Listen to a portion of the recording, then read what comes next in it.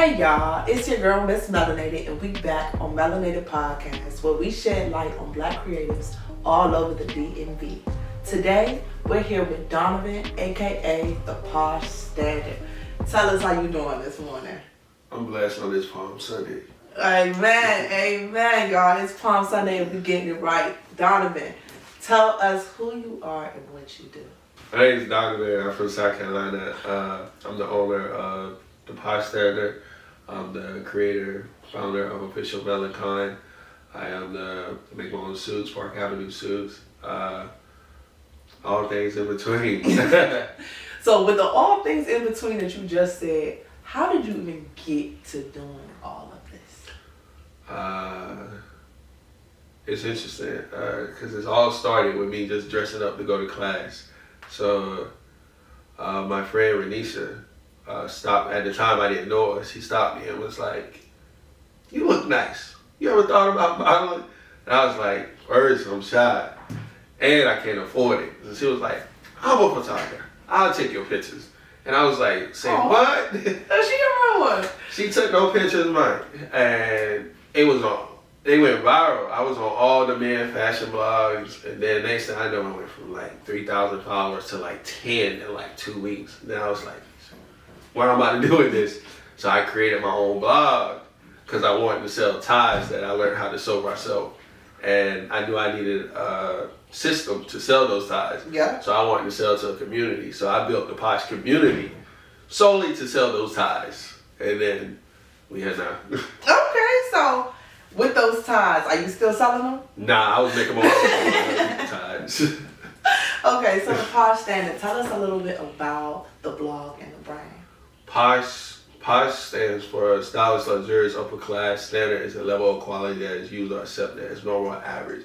Meaning, whenever I created Posh, it was meant to be an antidote to everything we consume daily, from the shade room, all this other stuff, like all the toxic stuff, because there's never been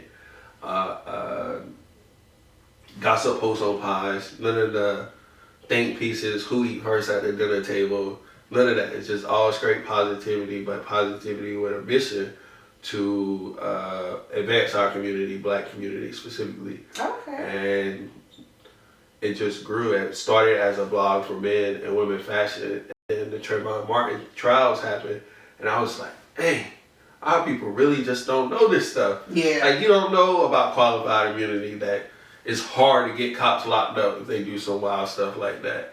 They're protected, and I just wanted our people to be armed with knowledge, but I know with us, you got to be a little, yeah. And so you came for the fashion, you see all these fly people, and then you get hit with the facts, and then people just start taking to that, and it grew from 10,000, 15,000 to 170,000 it is now. Okay, so I want to say, like, you building off that brand of the Posh Standard, and like you just said, you know the approach to dealing with Black people, just trying to get them to receive information that A, they don't know, and B, they don't know is useful, is a battle. It's an uphill challenge. And you know, it's not to even be offensive to us. No. We know ourselves. We know our communities. Mm-hmm. It's like, if it's not popular or if it's not eye-catching in the way we want it to be, it easily gets ignored. How did you even grow a blog to get people's attention? What was your first tactic that you used? It was being authentically me, because all these pro-Black pages, it's a million of them now. But when I started, it wasn't a thing to have like a repost page or pro-Black page. I was authentically me, so like I remember one of my sub brands is called Nubian Only. It's sweatshirts with like positive Black messages. So one of the shirts says, "I only date Black women." And you would think, when you ask about that you would think the ops is the ops. But the ops look like me. Yeah. They be so mad that I'm wearing this shirt that said, "I only date Black women." Then I made one for "I only date Black men." It was just these messages. And at first, people were side-eyeing, but then I start clapping back. So people would come in, and then I start creating a community of people that thought like me. Because initially when I set out to do the brand, It was to change people's minds. Okay. But then I learned we don't need those. Yeah. If they want to think like that, they already stuck in their ways. So I create a community that can gravitate around me, and then we just be great in society, and they just got to be on the outside looking in. So it wasn't too crazy because I was just being me. I tell people all the time, when people ask that, I'll be like, I don't code switch, I don't sugarcoat it. It's just what I think. It's what I think is fly when they're posted. It's what I think is necessary when it comes to messages. And you come and get real. Like, nobody's paying you to say these things. I actually really love that you said that, because that is a very difficult concept that a lot of people still fail to grasp. Yeah. And it's a really debatable concept. When you say, like, if they already think like that, they're already stuck in their ways. Yes. And it's like, when you do a lot of things for Black community, just saying, going off it first, the main issue is that a lot of us don't know how to receive our own help. No, they don't. And it's like, when you're creating a movement dedicated towards helping solely Black people, you have that hurdle with the most people that are against you are Black people. Yes. Yeah. It's my opposition. Yeah, it's Black people. And it's just like, how are you navigating through that even still, now that you're gaining more success, more notoriety? Like, how has that hurdle been like for you? It's therapy and prayer, and because it's frustrating. It's frustrating right now.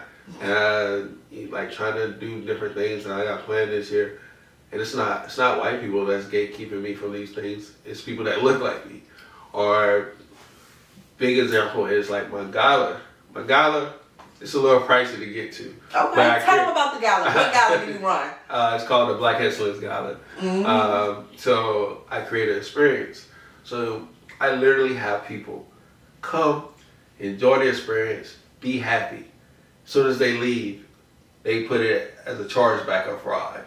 So at the end of these events, I'm having 5,000 to 10,000 of chargebacks from people who look like me, who went to the event, who's in the pictures, smiling, charge them back. And then this past gala, somebody there actually stole my credit cards.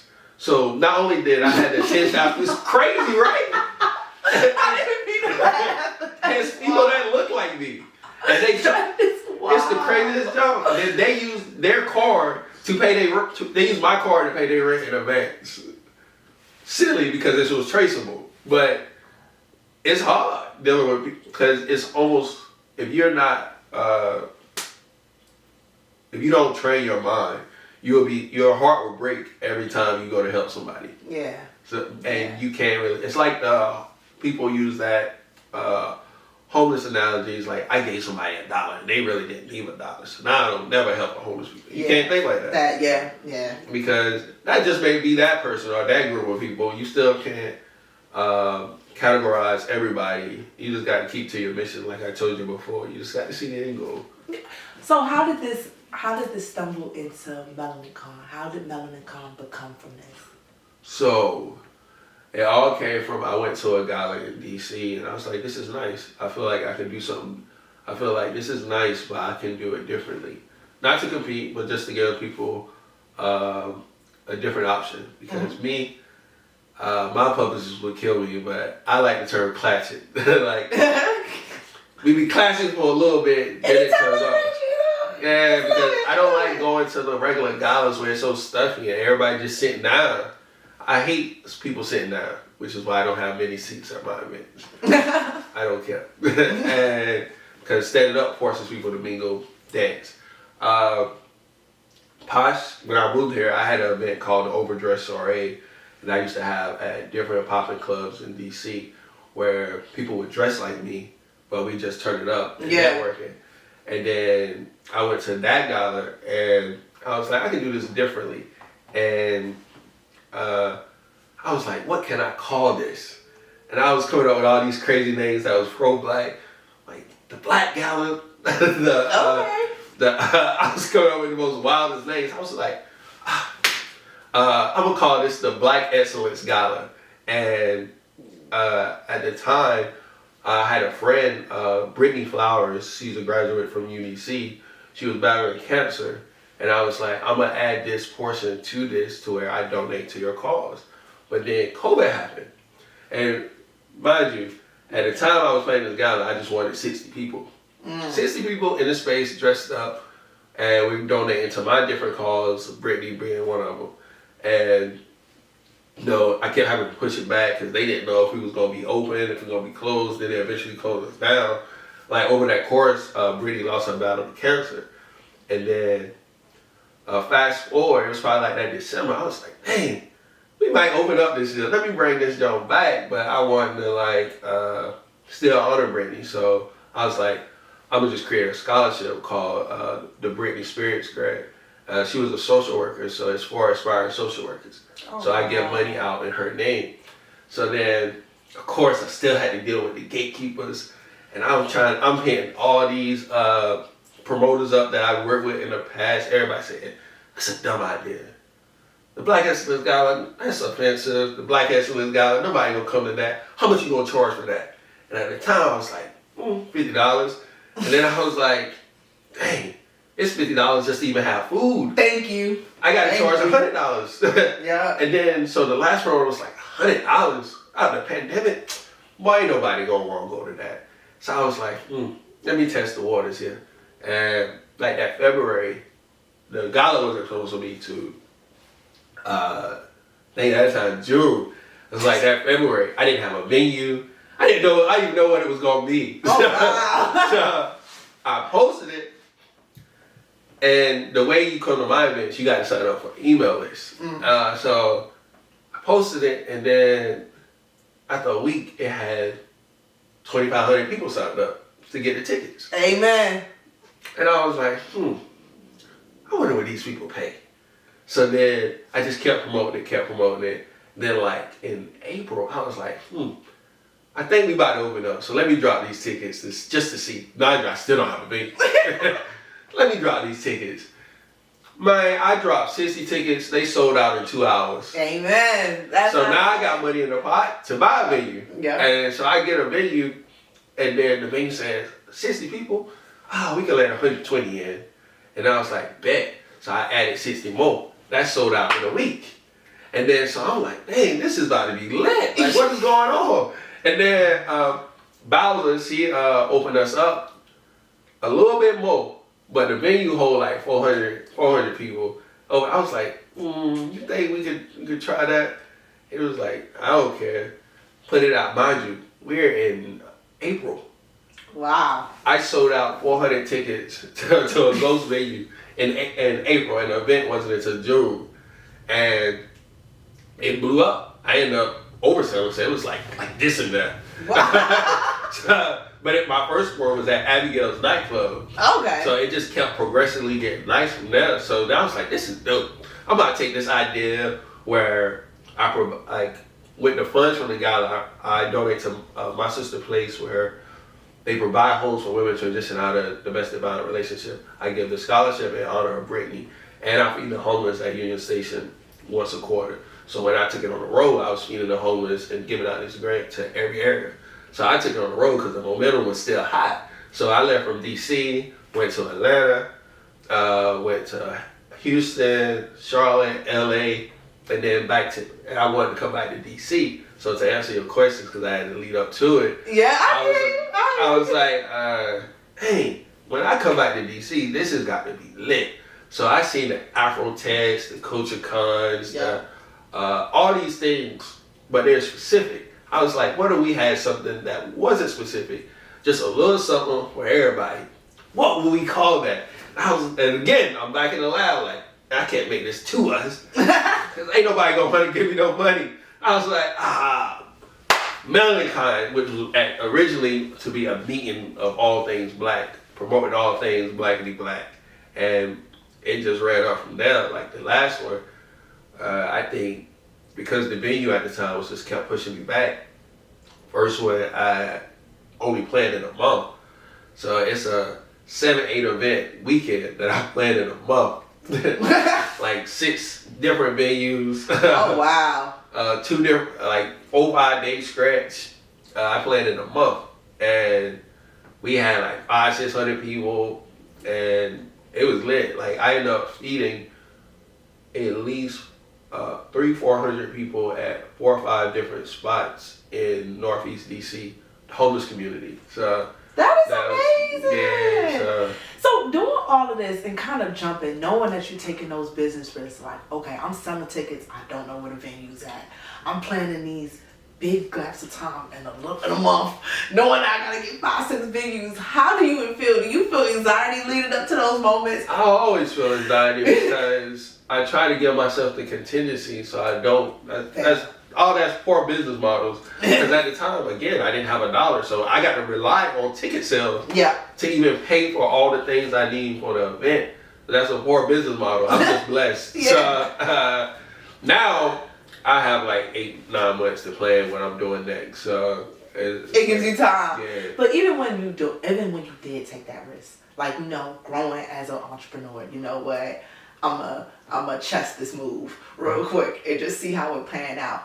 How did you even get the idea to do that business model, even leading up into it? I'm stubborn and I'm arrogant. I'm not gonna fail. And okay, that is not an option, and that's not period. gonna fail. So at that point, I'm gonna make this thing. I don't care if I gotta throw 100. Even right now, I got 8-9 months before the next job. I'm getting up at 3-4 in the morning sending emails. Like, you know, I'm just not. I see what I want, and I'm going out there. Okay, so with that mindset, what advice would you give to someone trying to raise to where you're at? Just try to see themselves in a different light. I don't even know, because I don't know where I'm at. Where I'm at, tell me. So what that should lead into, what can you give to somebody one step behind you? Keep at it, man. You gotta keep your grind. Like Nipsey said, it is a marathon. It's gonna get tiring. It's gonna get hard. Like I remember even with Posh, I was depressed, suicidal, and all that, and my brain was still getting 1,000 followers a day. So I'm like, I just always had what I built, and if you build it for the right reasons, it'll last. The problem is people try to build hot pocket businesses. They just throw something in a microwave, hit 2 minutes, and boom, you're rich. And when it's a process that come behind that hot pocket, like, yeah, it's too cold, I gotta put it back in. Now you mad.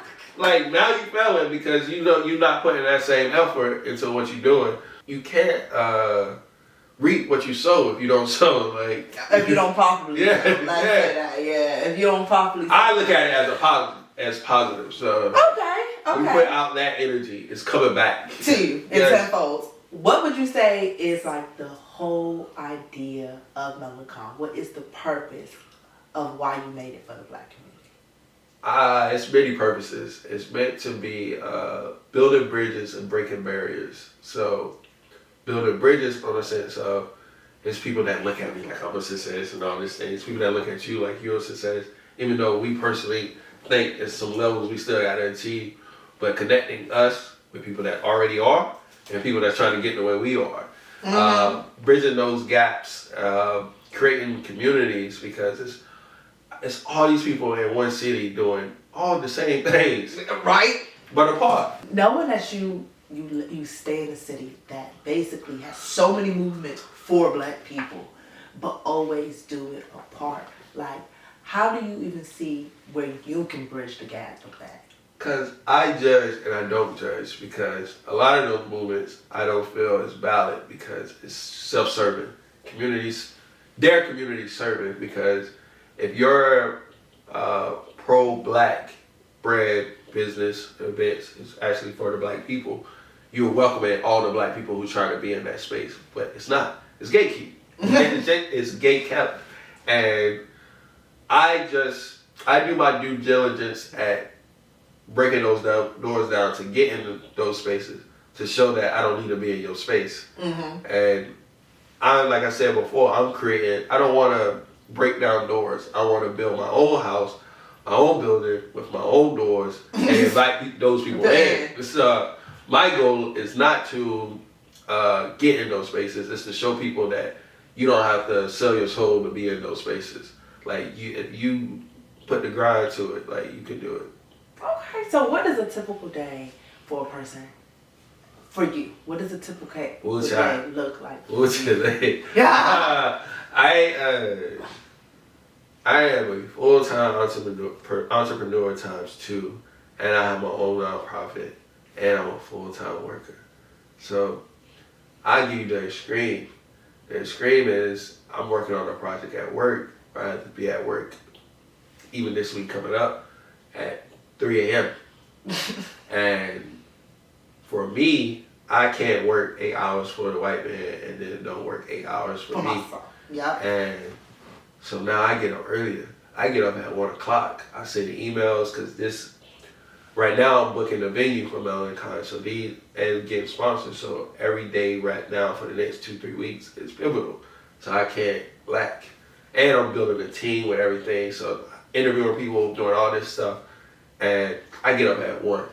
Sit, meditate, pray, make my bed, do all that stuff. And then now I'm sending emails. I'm building Canva, flyers, and all this and that. Scheduling posts for the day because I ain't really got service like that here. I'm going to work.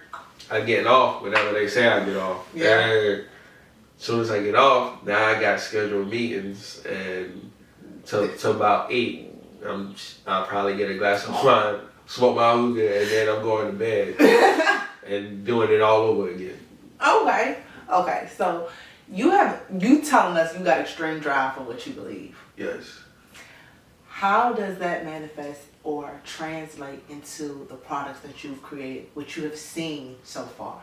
I do is for a reason. So like when I was born, the doctor said I would never walk. And I learned to walk with casts on both my legs, on my foot. My mom said I just came around the corner one day, walking alongside the wall with casts on both my feet. Mm-hmm. And even then, like, I laugh at it because even after I did learn to walk, I had to get in real life Forrest Gump shoes. So where I got the bells on. Yeah. So, and then my dad passed when I was 3, and my mom passed when I was 15. And then, going to school, and then I ended up homeless for almost a year. I'm talking about park bench homeless, but I'm working. Yeah. I just don't make enough to be in a space. So then I'm at McDonald's. So now I'm walking, I wouldn't say over 2 miles, but close to 2 miles a day when I get off work, because I did the morning shift, to print off my resume to hundreds of resumes, to pass out in the window of that McDonald's in the morning to all the regulars that was coming to get coffee. And eventually, one of those guys got me 3 interviews in Kentucky. At this time, I'm in Florida though. 3 interviews in Kentucky. I saved up my check, flew to Kentucky, ended up getting hired on the spot through grace and favor. And then ended up picking up my backpack and moving. Because at this time, all I got is like a military backpack with all my clothes. So packed that up, moved to work at the Marriott. They let me stay at the Marriott until I got my first apartment, got back in school to come in here. I say all that to even like when I was suicidal at a point. So I had to teach myself how to motivate myself all the time in roughest situations. Tragedy to triumph. This is the answer to your question. So to me, it's nothing I can do if I just stay at it. Amen to that. And I actually do give you kudos for your story, because that is a lot. And for you to rise above that is crazy. That's one for the movies, for real. That's one. At least my book. No, that's one for the movies, for real. So I would say, now that you build these brands from coming from where you come from, how do you feel like they affect each area of your life in a positive and a negative way? Negative is easy because I'd be tired. And I got to learn to trust people. I'm still working on that. So I'll try to have my hands in all the pie, even though some of these areas I got people in place. I'm tired. All the time I'm tired. I don't have time as much for different things. Dating is hard because, like I said, A lot of people, because I have, to me, I guess I have notoriety. People know me, I guess. So it's one of the things where I look at myself like a tree, and people falling in love with the leaves on my tree, the pretty flowers. Then fall come. Yeah. I'm not out. It's not vibrant. Those leaves are gone. Like, and it affects me because that makes that even hard. Positively, like I said, when I was suicidal, I had my brand, and it just always re-motivate me to keep going. And now I have a Celebration of Us, I have the Podster, I have Melanin Con, Queen in the Suit, Darcy Gatsby. I have all these different brands and things where people are pouring into those brands, even though they don't know if they poured into me, because my face not over everything. I see what it's like. I remember one time I was feeding the homeless at Union Station, and this lady was crying because she got tampons. So I'm just like, this is a lot. This is amazing. So my cup don't get filled often, but when it does, it is lit. So I would say it's worth it. That's 100. That's 100. So, like, do you feel like going through life as rising to ambitions, has a mentor ever helped you, or that it's important to have a mentor going through the way? It is key to have mentors. I don't really give them a name because they wasn't really labeled mentors for me, but it's people I go to for like different advice. Like my guy Tiwa, who started Atlanta Greek Picnic, and that's on like he had 50,000 people come to that thing. So getting advice from him from that. All the girl bosses here in the area where I can just talk to about different things I have going on with navigating. Abu from DMV Daily, he has a great team that support the DMV Daily. How do you trust people to see your dream through? So I think it's, even if you don't have mentors, to put yourself in spaces where you can learn. If you're the latest person, most successful person in your space, you need a new space. Yeah. You have to always put yourself in spaces where you can learn, and those people, mentors, friends who are successful, are important for your growth, because you don't even know what areas you can work on. This is probably like my 8th gala. I went to a gala last night. I was like, damn, I've been doing this wrong. This is nice. B-Lux Rentals in Baltimore. This is super nice. I was like, I clearly been doing this wrong, even though it's been alright. Yeah. That just was a whole nother experience. Level, Putting yourself in these spaces where you can grow is important. Okay. Well, 100 to that. When you say put yourself in spaces to grow, how would you give advice to someone who don't know where to look? Where they feel like, I know I've outgrown my space. I know that I'm pushing towards somewhere better, but where do I go? Where do I even begin to think different? I would say throw darts at a board here, because me, I would say myself is shy. So, and I would say my brand is pretty lit to where I don't really need to go in different spaces. If I wanted to, I could be content with my following and my base, but I don't. So, as somebody, to answer your question, for me, I get on Eventbrite and just look up random networking events that's near, and I show up like I'm in that field. And like the Melanin Con was full of people I met at random networking events throughout the year. I'm in real estate events. I'm in tech networking events. I'm in artsy events. I'm in cybersecurity. I'm in all these different networking events, but specifically for Black people. And you learn more about different things. So if you're a person that don't know, just start going to some shit. So 100. I love that. I love that point, because that is literally what me and my podcast team does. We just show up at different networking events and be like, oh, we're not even in tech for it, but hey, techies, we're gonna learn something today. Like, it's crazy. One of the good guy I work with from time to time is Zay, and he has networking events that focus for specific things. Like it could be tech. It's called Dumb to Us, is his nonprofit, and I was just randomly sitting having a Jackie Coke. I was like, I was like, what's going on upstairs? It's like, oh, it's a networking event for in the tech field. I was like, who?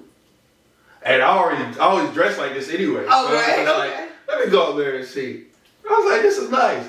Now I go to almost every single one he had. And he's like on his 12 or 13 one. No, he has a lot. And I miss every single one of them. No matter what the field's going on, I go to support him. So no, it's an amazing event. Every time I look at it and I want to go, it's always on a Thursday. Yeah. Yes, that's his thing. Yeah, it's always on a Thursday. And I'm like, you're killing me. You're killing me. It's always going to be on a Thursday. You're killing me because I literally try to make my Thursdays. I always tell people, what they don't know is hidden gems around the DMV. Yes. Business casual events are always on Thursday. Yes. And it's like, if you haven't got hip to that by now, you missing out on networking. Yes. For anyone who needs that gym, Thursdays, look up networking events, and I'm telling you, you're going to get to where you need to go. Yeah, it's like Gabby with Great Energy Group. She had 12 stories networking events at 12 stories, and they be on Thursday. Yeah, and it's just like, I'm only one person. How can I go to all of these? But it really is something good. What would you say, okay, is the coolest experience of going through your journey like that's ever happened to you thus far? Ooh, I think I had several. Like that tampon store was a pretty lit one. The most rewarding thing probably would be my homeboy, Haru, the violinist. He's also in my fraternity, Kappa Psi, and I met him because he was the first person. Capitalists, we do this thing when you go to a new city, you talk to somebody in the chapter. Okay. That's in the city. So I met him. We check it in and find out we're in DC. Find out his dad is my profile, meaning his dad crossed my chapter in the 80s. It's craziest random connection. And then I'm a quad, and he's also a quad. We just start networking and vibing. And then at the time, he was just doing random gigs and things of that nature. But we was in his backyard one day drinking, and he started expressing the same thing he'd been talking. It's like, I just want to do something different, do something more. And I don't know where this sermon came from that he got, but the whole point was don't be your own wall. Yeah. He was like, man, I see all these other violinists doing all these cool things. I was like, well, what's holding you back? I feel like the sermon was more for myself. Yeah. But he also got it. So he was like, I don't even have a camera or nothing. I was like, you got a phone? Yeah. And he was like, well, I was like, I got pods. So you do something, I post it. Yeah. So me and him literally start taking our phones, going to random places in the city and having whole photo shoots, whole video shoots. And then my brand is growing, his brand is growing. Now this guy got probably like 60,000 followers at the time. Amen to that though. He's getting 2,500 a show, all that. I think that's super rewarding. I just went to something he did yesterday, and like just seeing like that conversation. What happens after that conversation? And even though he's in all these spaces, just like I just mentioned his name, he's mentioning my name in all these other spaces. So I feel like that's very rewarding to the point to his chapter, Z at Howard, introduced me into spaces that I wouldn't, it propelled Posh here in the DMV because I would have never been in these spaces to the point to, I lost my job because of Posh after like a year here when I was living in Gaithersburg. The company said that the exclusion of people, because Posh exposed black people, is racism in itself. And wow. It doesn't reflect their business model. And they fired me. Because that one connection I made off of Posh, Haru and his chapter moved me into their Kappa house. So I was homeless for like an hour. And until I got back on my feet to where I owe all them everything. I do now. And like I said, that's one of the most rewarding thing about my journey here at my brand is growing my brand through my homeboy Haru. No, I respect that because there's so many things. I've got fired multiple times, I'm not gonna lie, off of something that's racial, but had nothing to do with race. You wildin' like Yes! And it's like, you know, it's always the uphill battle of trying to fight the good fight. But it's just like, I don't care. Yeah, that's the one thing you gotta understand. It's like switching. For me, and now I'd be like, man, I lost my job for this here. Yeah, this is me. Yeah, it's so crazy to see how a movement supporting your own people and reinforcing what you believe becomes a problem to everybody else. Like, how does that even translate into me being racist in itself? Right. You just mad because who I am is bigger than the space you're trying to confine me in. Yeah, and that's sad to see. But I really do respect and appreciate that. You rose above it because I'm telling you, these jobs. Shout out to these jobs. That's why I ain't been to work it. Yeah, don't fire me yet.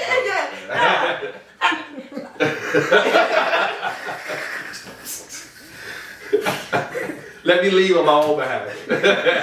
Well, sometimes it's always, like you just said, trust, because everything is God's timing. Yeah. It really is. Everything is God's timing. Let the people know where they can find you, where they can pick more of your brain at, and what events that you have in store for the rest of the year. For our events, I'm running back Melanin Con later in the year. And it's a lot of activation events that I have. I have a happy hour event called Culture and Cocktails, which the bread and butter is kind of like a fundraiser too, but it's a nice little happy hour. We have one at the Gallery Spot, 12 Stories. We have Levy Park. We have them at a lot of like nice places where you can dress up and meet people. I'm having them all down the East Coast. Probably one in Baltimore, Philly, New York, and then I'm jumping ship in Houston and Atlanta. In the meantime, I also have a fashion show in July 28th, in collaboration with Black Nurses Week called Noir Nouveau. And you can find me, the Pod Standard, official Melanin Con, celebration of us, dark skin Gatsby, and a queen in the suit. Y'all, he got it all for y'all. If y'all want to grow in any creative space, y'all, I told you, at Miss Melanated Podcast, we got it all here for you. We're going to drop all his info in the captions. You already know what it is, y'all. Melanated Podcast, supporting Black creatives all over the DMV. Check in next week for who we about to have on next.